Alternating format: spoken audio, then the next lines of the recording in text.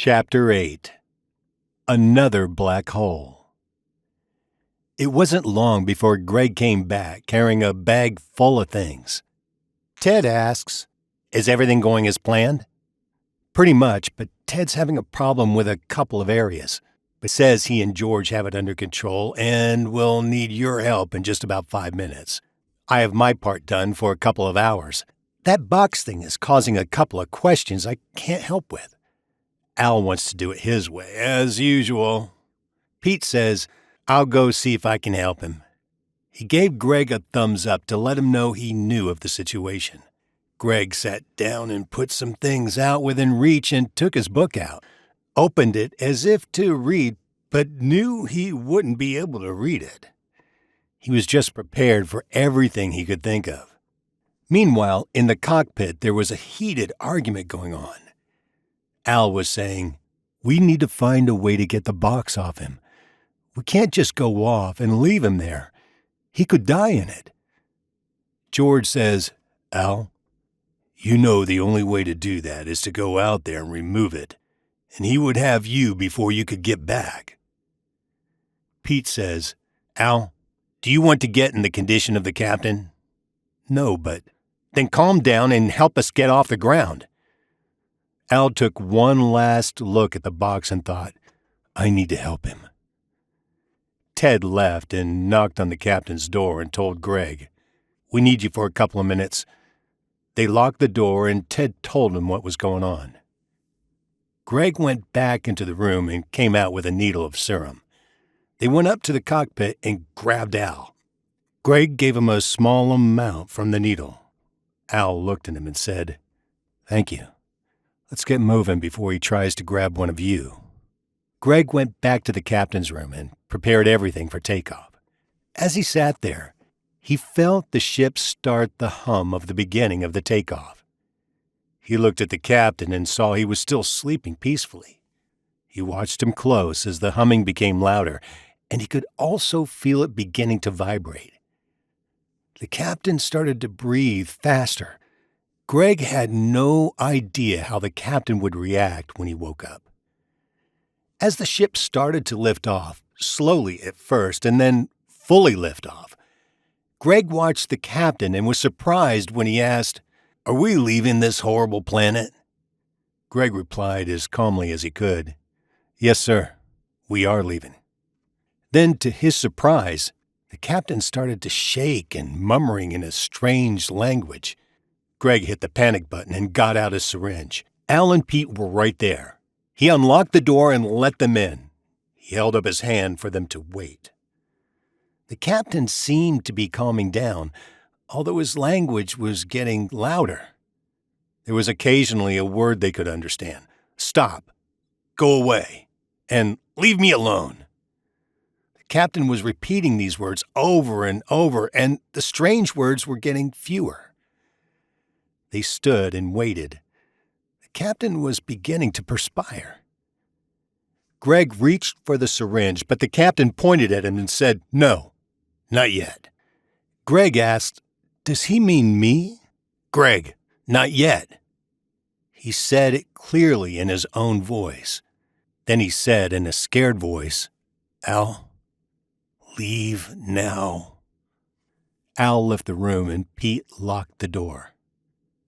The captain was calming down. His pulse was slowing down. They waited, Greg with the syringe posed and Pete standing on the other side of him, ready to hold him if needed. Nothing happened for nearly 5 minutes. Greg asked, "What do you think we should do now?" Pete shook his head. Then the captain said, "I need to rest now. He's gone. But Greg, go check on Al.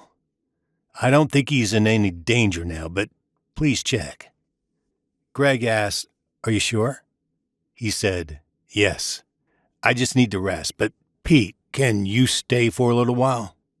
Pete says, "Yes, it would be my pleasure." Greg handed him the syringe and picked up his bag as he left. Pete locked the door behind him. The captain told Pete, "I don't blame any of you for not trusting me.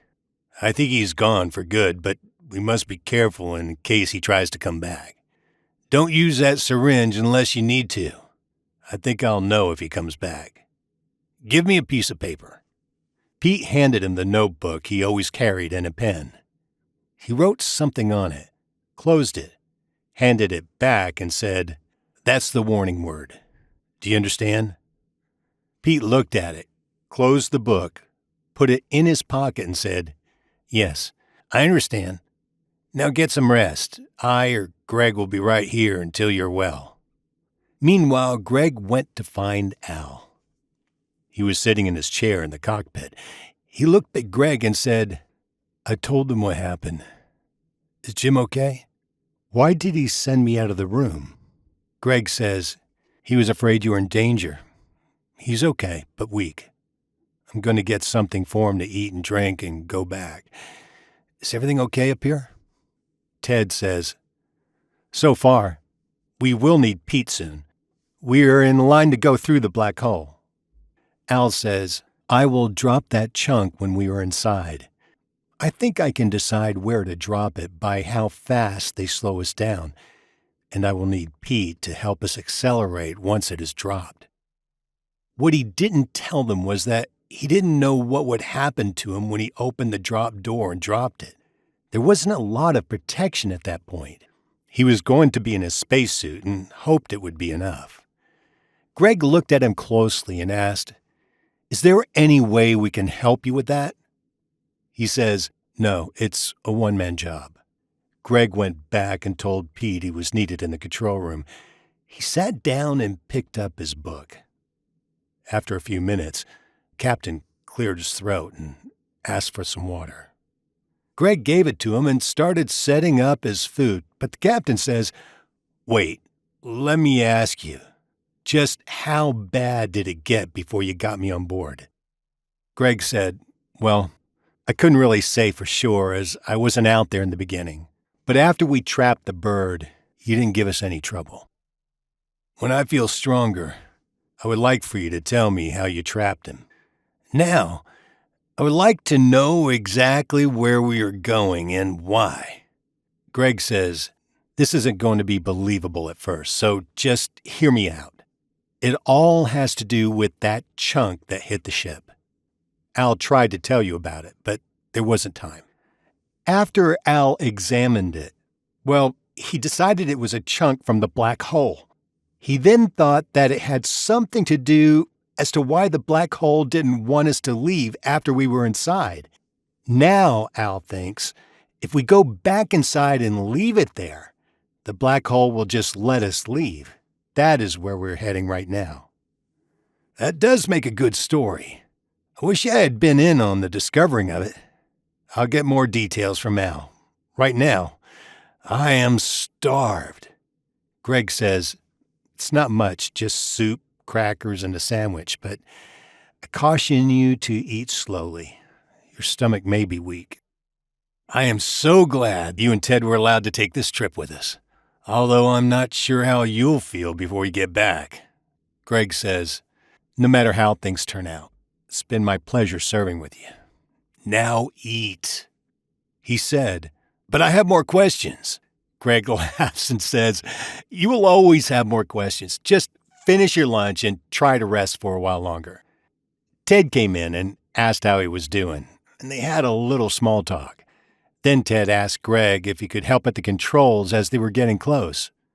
Ted asked the captain, "Do you think you'll be okay for a few minutes while Greg helps up front?" "Look, just go do what you need to do. I'm finished with my lunch and I'm feeling sleepy. Just give me one of those shots and lock the door. I'll be fine." Greg asked, "Why do you think you need a shot? Is there something wrong that I need to know about?" "No, I just don't want to be awake when we are at the grayish-green black hole. It would make me sick, as weak as I am." Ted left, and Greg gave him another shot and helped him get into bed, picked up his things and left, locking the door as he left. He wasn't sure this was a good idea, but he knew he might be needed if they got into the black hole. Greg realized they were getting close. Al and Pete were in their spacesuits. Al says, "Okay, we're all here. This is the way I hope it'll happen." Ted and George will be at the controls. When the ship comes to a near stop, I will drop the bottom door holding that chunk. If I'm right, it will fall and the black hole will put it where it should be. At the point the chunk falls out, I want to close the door fast. I may need Pete's help. I don't know of anyone who has had to close one while in space. Greg, you will be standing just inside the locked door to the control room. You will only unlock it when you get an all clear from Ted or me. Then, you will help Ted and George to get as much speed as possible to get us out of here. Does anyone have a question? Greg says, just what is the possibility you will be sucked out through that door? Al says, you sure paint an ugly picture with your questions. I guess that is a possibility. And there's also a possibility that we will all be sucked out. It has never been tried before to my knowledge. There's also the possibility that the ship will never gain any speed and we will be stuck in here.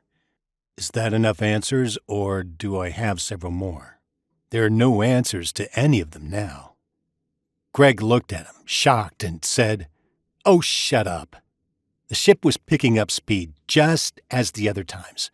Just as it started into the black hole, they started slowing down fast and were soon at a near stop. Al hit the button to open the door, but it didn't open. Pete dropped down and helped Al push. It came open, and they both took a tumble to the floor. They jumped up and pulled on it as hard as they could. Greg was beginning to think he was going to have to help them, but it finally shut with a loud bang. He unlocked the door and went to help George and Ted, who were trying to get up some speed. He helped push the buttons. They thought it took an hour to get up to speed, but it only took 10 minutes. By then, Al and Pete were helping. It took another hour to get through the black hole. The grayish-green was gone as they picked up speed, and they thought they could see hands waving goodbye to them, but neither one of them mentioned that little detail. As soon as Greg saw that they didn't need him, he said, "I'm going to check on the captain." He looked through the window before unlocking the door and saw that the captain wasn't in his bed. He quickly unlocked the door and called out, "Captain Jim, are you okay?" Captain answered from the far corner of the room, "I'm okay. Just putting some lotion on my face." They had found a lotion that kept their skin from drying out from being in a closed space with oxygen being pumped in. He was dressed in his uniform, and Greg noticed he had shaved. Greg says, "My, you look like you're going somewhere special." "I am. I'm going to go to the control room and the cockpit to make sure everything's okay. I assume we are out of the black hole?" Greg says, "Yes, we're out, and everything's fine, except we are not back in our galaxy." "Does anyone have any idea how to get there?" Greg replies, "No, I don't think so, but we haven't had time to discuss it.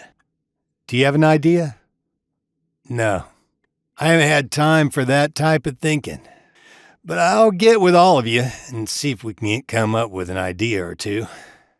Greg asks, "Are you sure you're strong enough to venture up there?" "I don't know, but I'm going to try." Greg knew there was no use trying to talk him out of it. As they walked into the cockpit, everyone stopped talking and stood and saluted the captain. He saluted them back and said, "Be seated. Now, exactly what are we going to do and where are we headed?" George said, "We have just exited the black hole and are picking up speed. We haven't come up with a plan to where we are going, just away from that black hole. I'll go along with the first part. Next question is, how much fuel do we have?"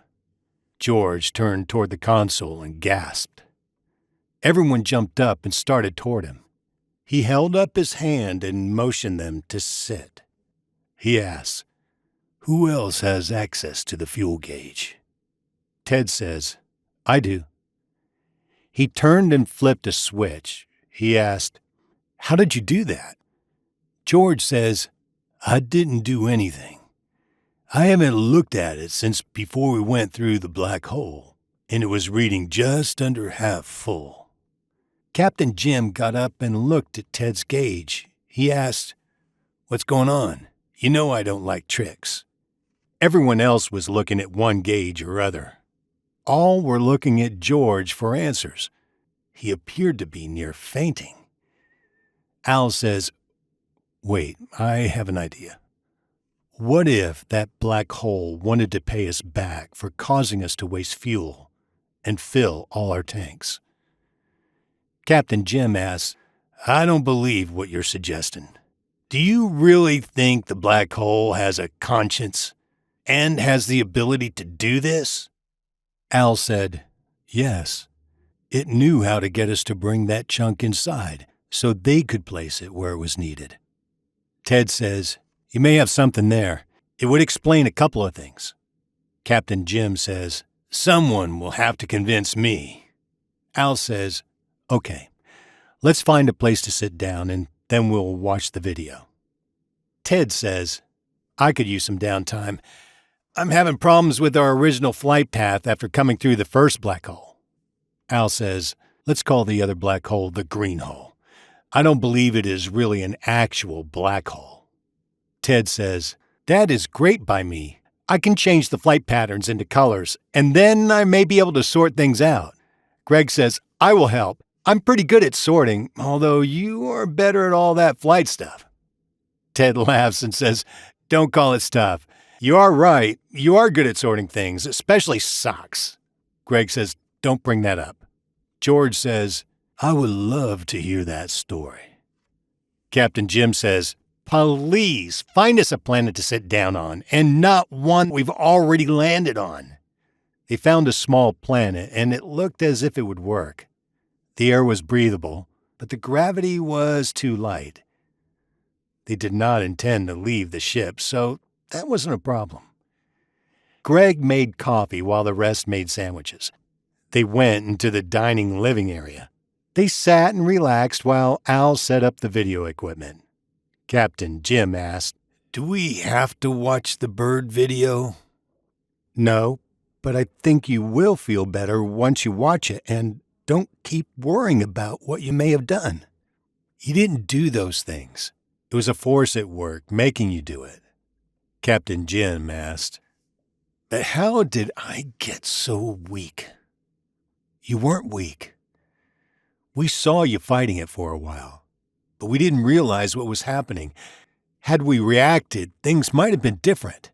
Ted asked, "Would it be possible to watch the video we took after we landed on the first planet? I was trying to confirm our flight pattern to that planet and noticed some weird things. I really need the rest's opinion." Al replies, "Of course. Just let me reset.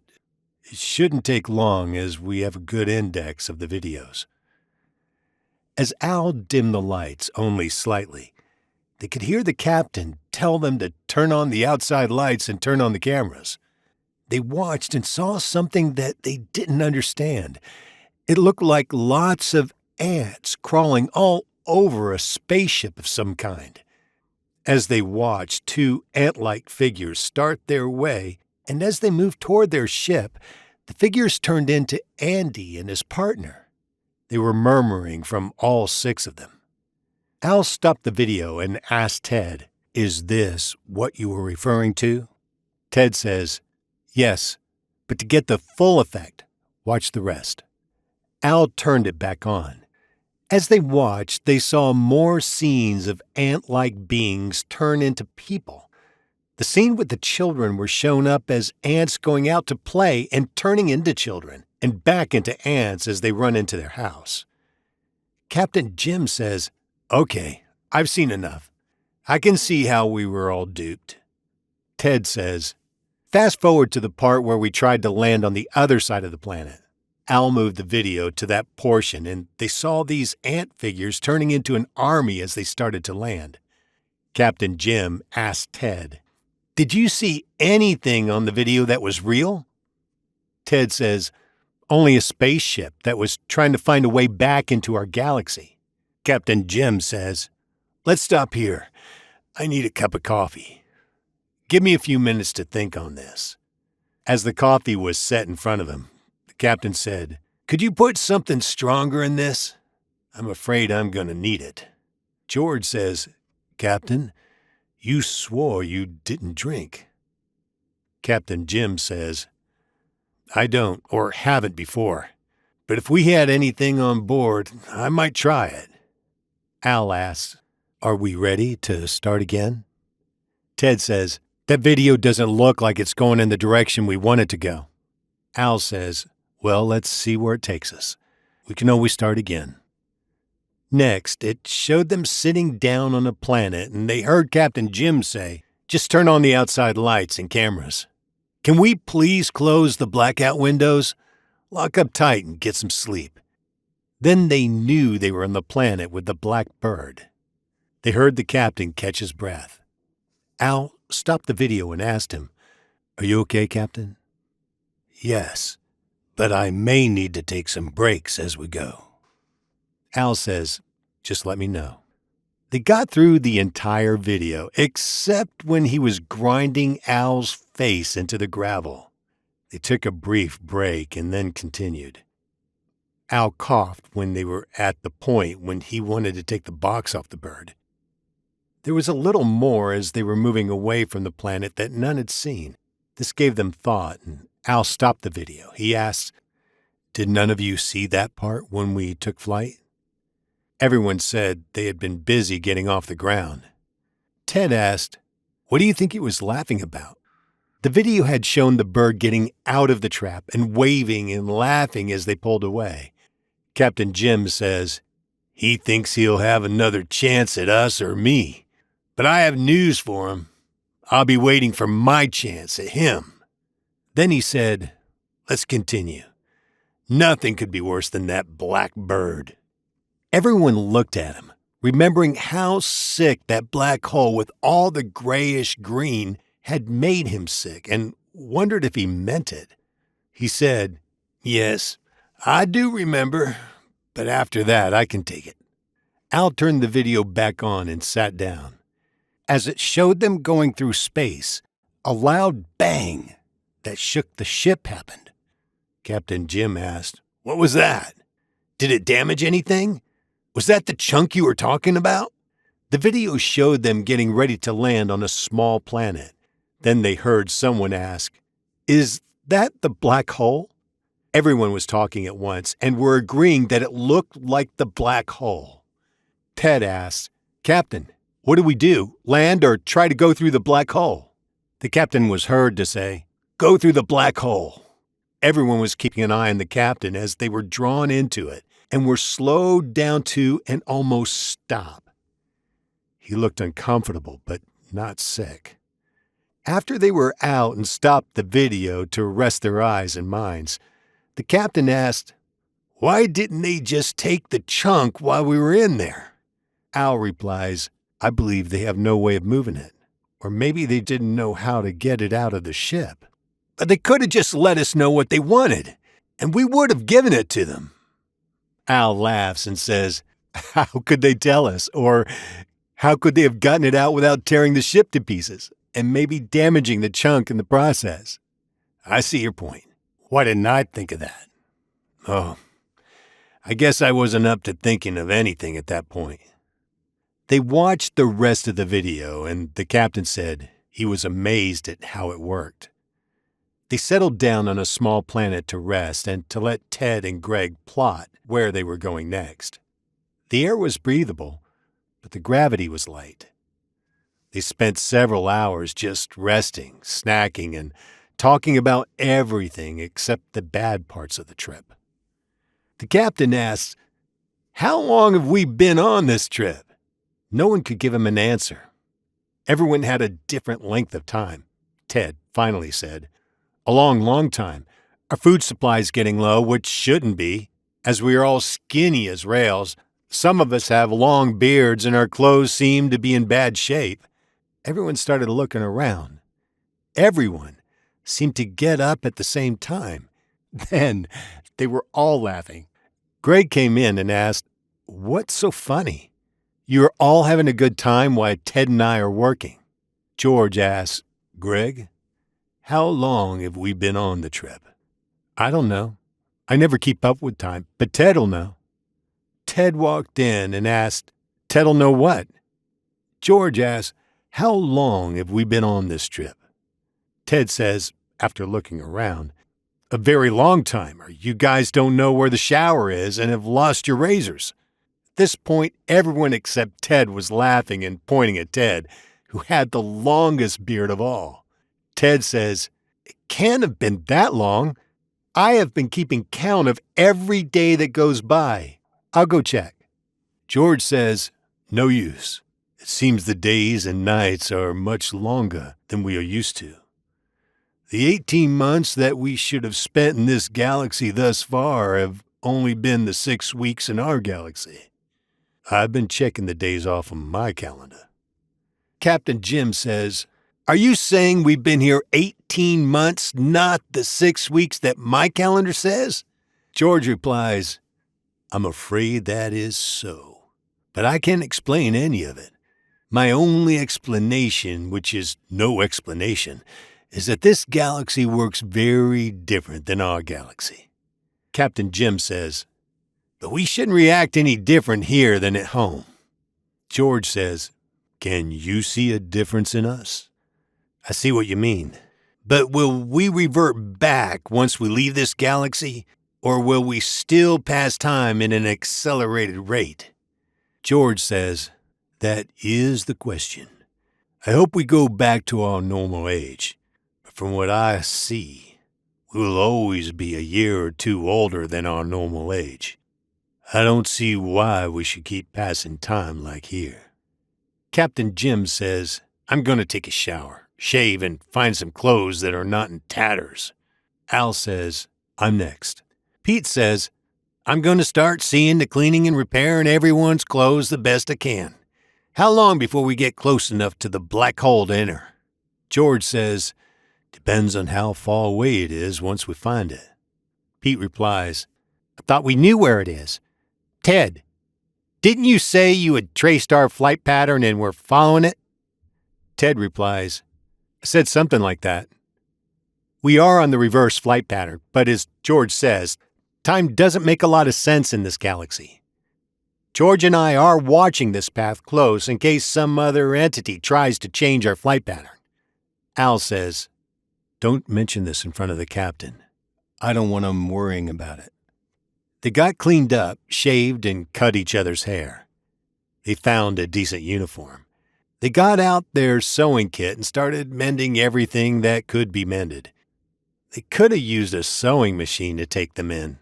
That was something that spaceships were not equipped with. In their sewing kit were a packet of safety pins. They used the large ones to help with their pants, and their belt had holes, a half-inch apart all the way around. Captain Jim asked, what are we going to do about the near-empty pantry and freezers?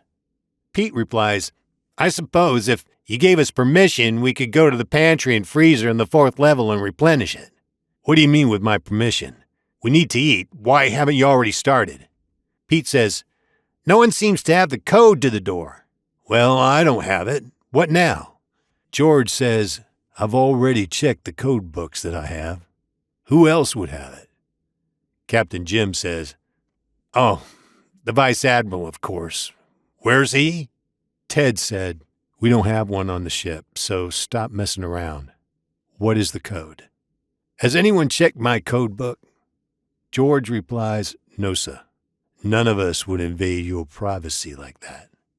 He got up and went to his office and slammed the door, which didn't catch, and he had to go back and shut it again. He came back out and laid the book on the table in front of all of them and said, there's the code book for this ship. Find what you need and get on with the task at hand. He sat down.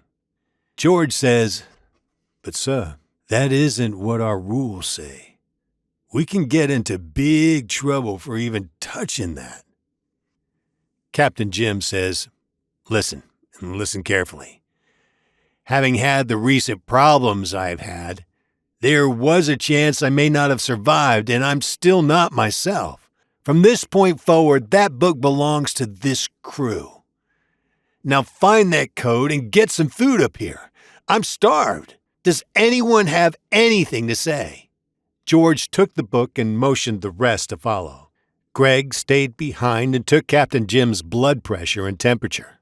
Both were elevated, but not enough that he needed medication. Greg asked, "Sir, what's wrong? I know you're feeling something or are worried about something. I can't help if you hide things from me." "I don't know. I just feel something's going to happen and I'm going to be involved or the cause of it. That's all I can tell you." "I don't guess that's enough for you to work on." Greg says, "Yes, that's quite a bit. First, you feel that everything that has gone wrong is your fault. But it's not.